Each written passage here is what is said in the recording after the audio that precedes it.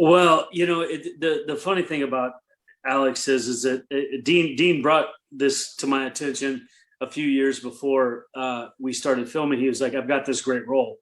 He goes, "You're too young," and it just so happened, I guess I aged into the role, and so somebody in this situation with anxiety, with heart problems, with all this other kind of stuff, I sort of knew about this whole cat, and just to it wasn't XDEA. I've been playing that for a couple of years on different shows and stuff like that.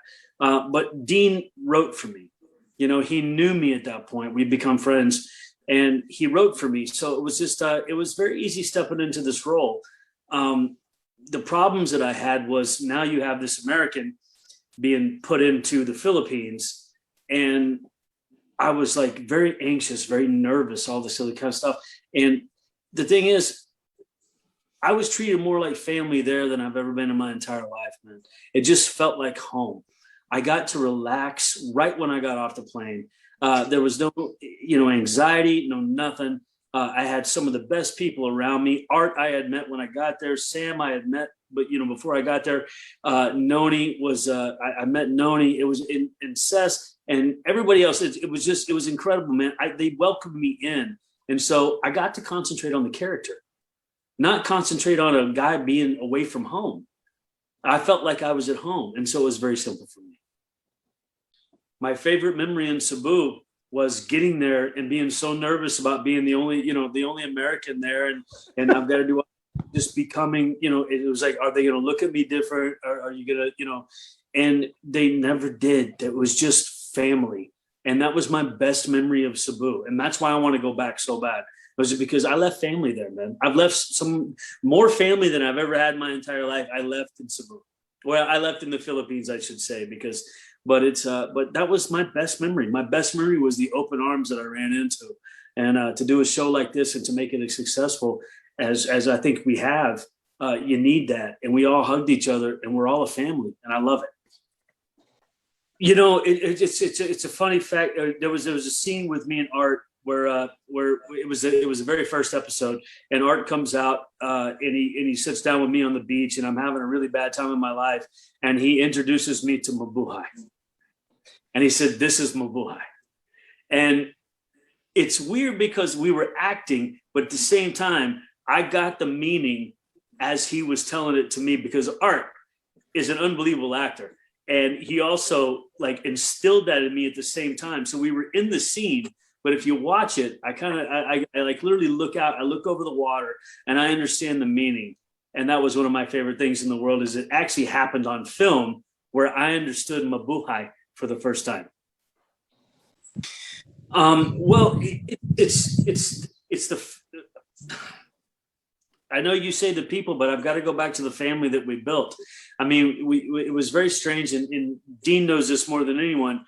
We had a family. We had the Americans that came in that had our way of filming. We had the Filipinos that had their way of filming, and it's completely different. And we had to meld that all together, and we did it. And it really didn't take that long. I mean, it was tough right off the bat because this is how we do it. This is how you guys do it. And we all melded together, and we became this kind of a big family. And that was the whole thing, is that we were doing something that has never been done before. Now there's rules, but we kind of broke the rules. And so that's what I miss most. That's what I want to go back to is just the fact that we've come up with like a gung-ho, sort of, all of us in the pits together doing this whole thing. What Art said earlier was completely right. Well, to answer each other's sentences at the end of, or about episode 5, we knew what each other were thinking. He said that you listen to people, reacting, and we all started doing that to each other, and we became a family. And I know you say, what is it that I want to come back for because of all this other stuff? Not the people. It is the people. I got to be honest with you. I want to come back for the people. It's the best. There you go. I'm ready. Everybody's coolness for you right now. Art comes in as a 10. And I'll tell you what. I don't know if you saw the fight scene between with his fight scene and stuff like that. I didn't know the cat could fight. I don't. Sorry about that. I think something just clicked off. I don't know if he. I didn't know he could fight. He's just the epitome of coolness. The way he does stuff, the way he holds his gun, and he takes a long time on this kind of stuff. He takes a long time on it, and he ends up getting it done.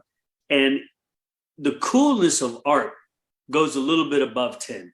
Now I'm gonna rate. Now I'm gonna rate Noni.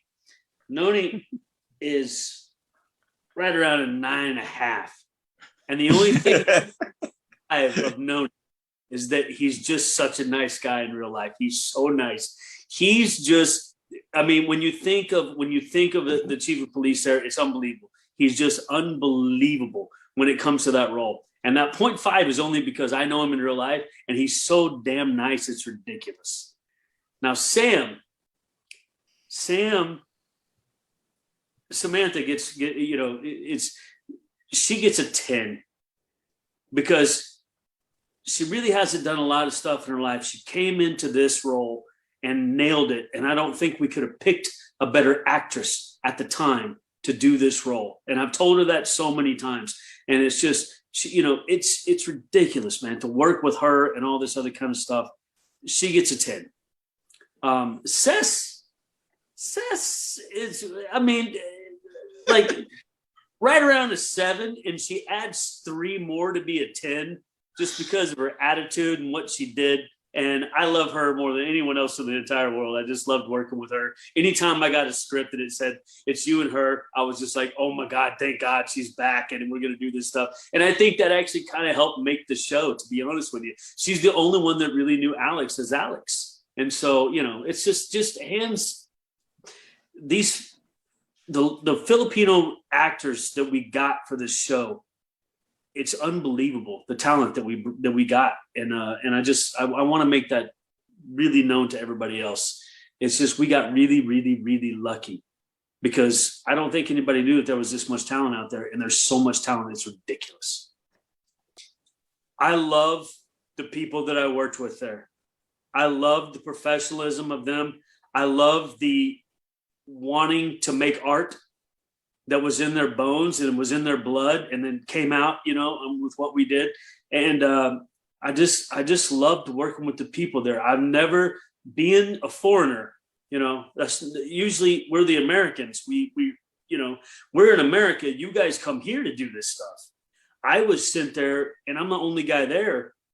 And I was greeted with open arms. Everywhere I looked. I had open arms. And I can't say enough about the people that accepted me to be in their group and do this kind of a project, man, to make the Filipino people look really great. And also to show that this backdrop that we had was unbelievable. It is some of the most beautiful places in the world.